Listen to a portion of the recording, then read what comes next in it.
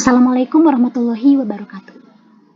Nama saya Sinta Wulan Purnamasari dari Prodi Pendidikan Fisika Institut Pendidikan Indonesia. Di sini saya akan menjelaskan salah satu gaya yang terkait pada dinamika gerak, yaitu gaya normal. Apa itu gaya normal? Coba perhatikan gambar ilustrasi yang ditampilkan di layar. Di sini ada sebuah buku bermassa yang diletakkan di atas meja. Ketika buku bermassa, maka dia akan memiliki gaya berat yang arahnya mengarah atau menarik ke pusat gravitasi bumi. Coba perhatikan, buku memberikan gaya berat terhadap meja. Tetapi, kenapa buku tidak tenggelam ke bawah? Alasannya adalah karena adanya gaya normal.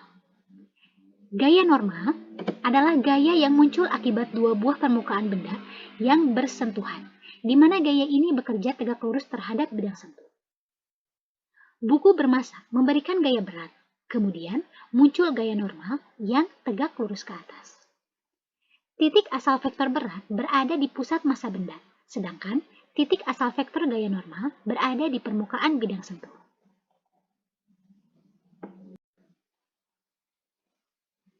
Yang mana itu bidang sentuh? Perhatikan gambar. Buku yang diletakkan di atas meja, maka permukaan bawah buku akan bersentuhan dengan permukaan atas bagian meja.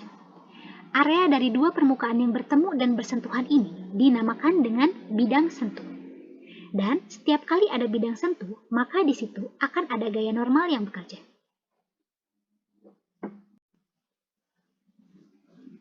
Bagaimana menggambarkan gaya normal pada sebuah benda? Coba perhatikan. Di sini ada 3 buah bidang. Ada bidang horizontal, bidang miring, dan bidang vertikal.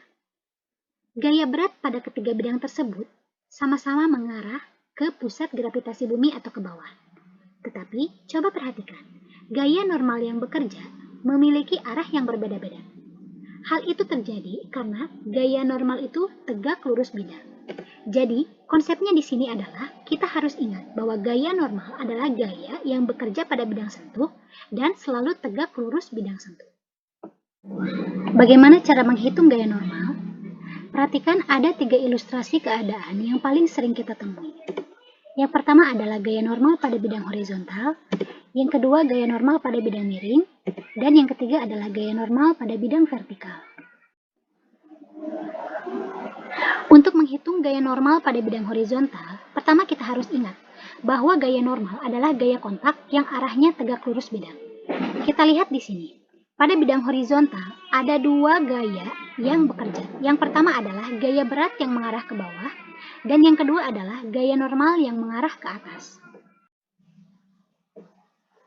Karena benda dalam keadaan diam, maka rumus yang kita gunakan adalah rumus hukum Newton 1, yaitu sigma F sama dengan 0.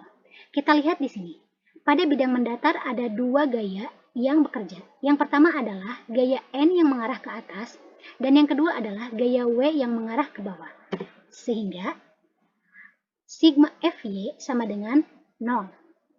N dikurangi W sama dengan 0, maka N sama dengan W. Kita ketahui bahwa berat adalah massa dikali gravitasi. Sehingga untuk mencari nilai N, yaitu massa dikali gravitasi.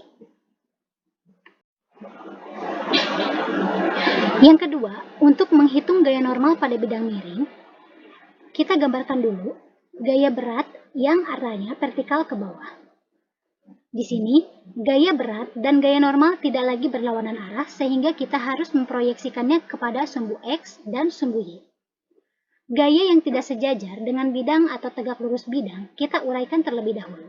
Di sini kita lihat, komponen gaya berat yang searah atau tegak lurus bidang adalah W cos theta, dan komponen gaya berat yang arahnya menuju ke arah bidang miring adalah W sin theta. Maka pada rumus ini, arah pada sumbu Y adalah N dan W cos theta.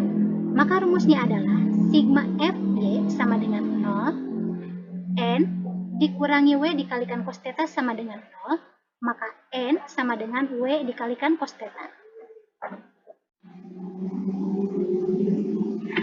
Yang ketiga adalah gaya normal pada bidang vertikal.